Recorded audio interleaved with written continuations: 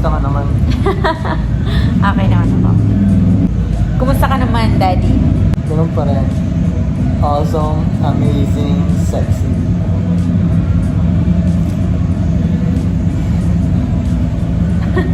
Yeah. Very good looking.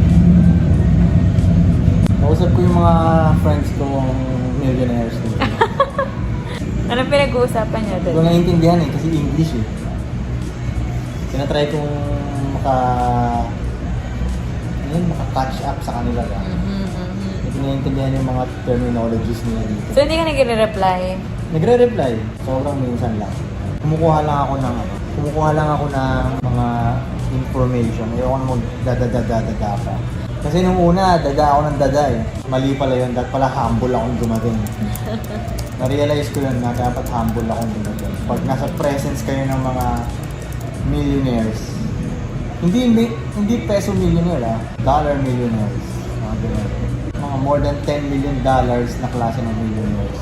Dapat humble kayong lumapag at kumuha lang kayo ng game, information ka. Aral kayo yun. Yan. Sinong usually yung mga nagsasalita dyan, Daddy? Hindi ko kilala.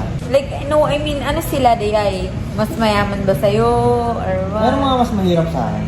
Oh, okay. Pero maraming mas mayaman. Siyempre, mas sobrang layo ng agwat.